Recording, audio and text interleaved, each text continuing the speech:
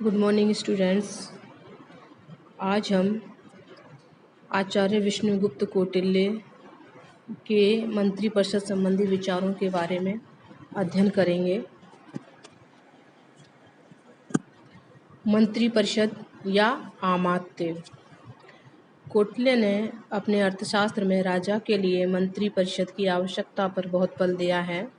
उसके अनुसार राज्य एक रथ है। जैसे रथ एक पहिए से नहीं चल सकता, उसी प्रकार मंत्रियों की सहायता के बिना अकेला राजा राज्य का संचालन नहीं कर सकता।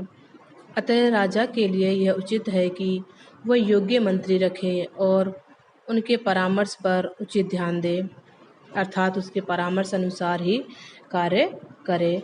कौटिल्य ने सद्भावना पर बल देते हुए यह कहा है कि समस्त कार्यों का प्रारंभ सद्विषयक मंत्रणा कर लेने के उपरांत ही होना चाहिए। उसका विचार है कि मंत्रियों के साथ मंत्रणा किए बिना राजा का राज कार्य नहीं चल सकता, अर्थात राजा को किसी प्रकार का कार्य बिना मंत्रियों की सलाह मशवरा के नहीं करना चाहिए।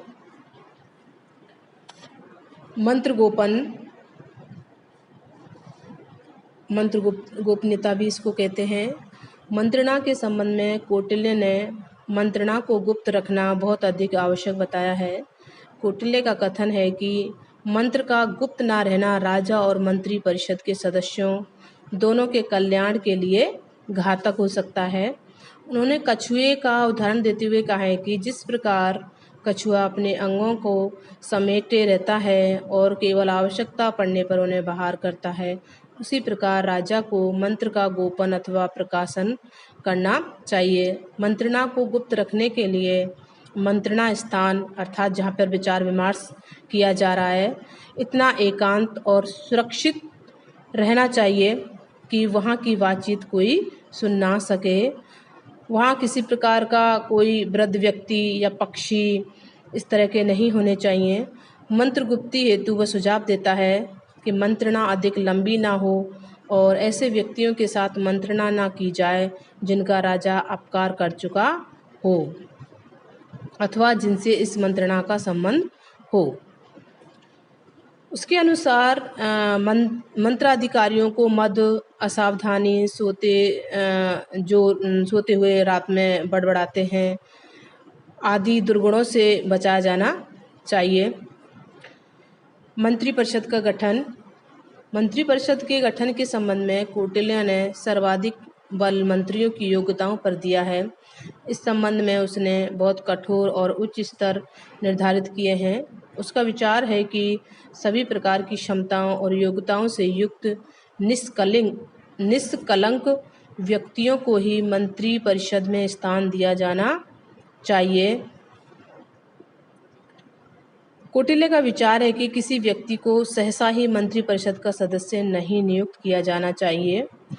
कौटिल्य ने मंत्रिपरिषद के सदस्यों की संख्या निश्चित नहीं की है। इस संबंध में उन्होंने कहा है कि मंत्रिपरिषद के सदस्यों की संख्या समय, परिस्थिति और आवश्यकता के अनुसार होनी चाहिए। उसके अनुसार सामान्यतः 3 या 4 मंत्रियों के साथ मंत्रणा की जानी चाहिए। मंत्रिपरिषद द्वारा राजा पर नियंत्रण। कौटिल्य ने अपने सप्तांग सिद्धांत में मंत्रिपरिषद सहित राज्य के दूसरे 6 अंगों की तुलना में राजा को अधिक महत्वपूर्ण माना है। राजा और मंत्रिपरिषद के पारस्परिक संबंध के विषय में उनका विचार है कि राजा सामान्यतः मंत्रिपरिषद के बहुमत के आधार पर ही कार्य करे, किंतु मंत्रिपरिषद की मंत्रणा कार्य सिद्धिकरण प्रतीत न होने पर राजा अपनी इच्छा अनुसार कार्य कर सकता है। एक दुराचारी, भोग विलास में लिप्त, अयोग्य तथा अति धार्मिकता के कारण राज्य के हितों की चिंता न करने वाले राजा पर मंत्रिपरिषद के नियंत्रण की आवश्यकता होती है। कौटिल्य ने इस विषय में कहा है कि यदि राजा ऐसे कार्यों में लग जाए जो प्रजा के लिए अहितकर हो, तो मंत्रियों का यह अधिकार अवश्य है कि वे उसके विरुद्ध उठ खड़े हों, अर्थात उसका विरोध करें। कौटिल्य ने राजा को ऐसी परिस्थितियों से सदैव ही बचे रहने की सलाह दी है जिसके कारण मंत्री, प्रजा और सेना विद्रोह ना कर दें। प्रशासनिक व्यवस्था में हम देखते हैं कि राजा तथा मंत्रिपरिषद के अतिरिक्त प्रशासनिक व्यवस्था के व्यावहारिक संचालन के संबंध में भी कौटिल्य ने स्पष्ट कहा है कि उसके विचार हैं कि कौटिल्य का राज्य बहुत कुछ सीमा तक एक कल्याणकारी राज्य है और उसने प्रशासनिक व्यवस्था का विस्तृत विवेचन किया है। उसके अनुसार संपूर्ण प्रशासन को राजस्व, सेना, वाणिज्य, व्यापार, कृषि, वन, शिल्पकला आदि विभिन्न विभागों में विभक्त किया जाना चाहिए और प्रत्येक विभाग का एक अध्यक्ष होना चाहिए। राज्य के प्रमुख मंत्रियों, आमात्यों, विभागाध्यक्षों एवं अधिकारी वर्गों को कौटिल्य अष्टादश अर्थात 18 तीर्थों की संज्ञा देते हैं। कौटिल्य के अनुसार प्रशासनिक कार्य अत्यंत योग्य अधिकारियों द्वारा किए जाना चाहिए और राजा द्वारा इन अधिकारियों के कार्यों तथा चरित्र पर कड़ी निगरानी रखनी चाहिए। इन अधिकारियों में ना तो बहुत अधिक संगठन हो और ना ही संघर्ष, वरन इन अधिकारियों में सामान्य संबंध होने चाहिए। यदि उनमें संगठन हो जाता है तो वे राजा के विरुद्ध विद्रोह की चेष्टा कर सकते हैं और यदि उनमें संघर्ष रहता है तो वे प्रशासनिक व्यवस्था का संचालन असंभव कर देंगे।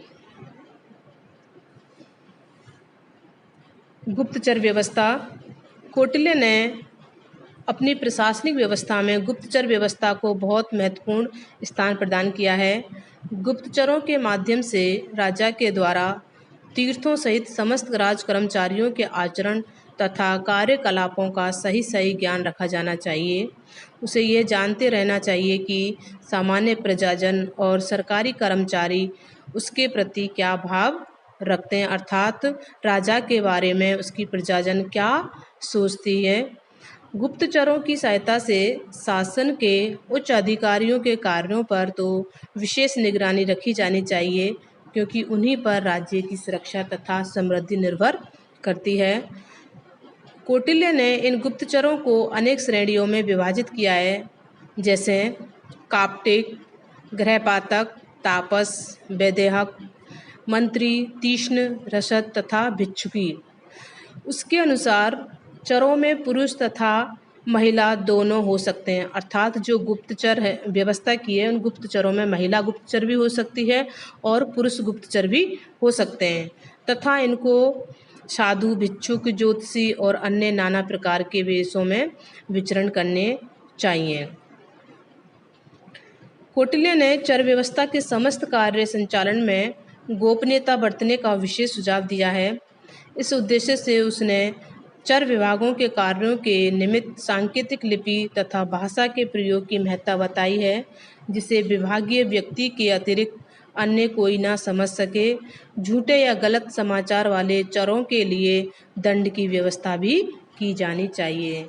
इस प्रकार कौटिल्य ने अपनी पुस्तक अर्थशास्त्र में मंत्रिपरिषद का गठन किस प्रकार का होना चाहिए, उसके राजा मंत्रिपरिषद के द्वारा राजा पर किस प्रकार नियंत्रण रखा जाना चाहिए तथा प्रशासनिक व्यवस्था और गुप्तचर व्यवस्था के बारे में वर्णन किया है।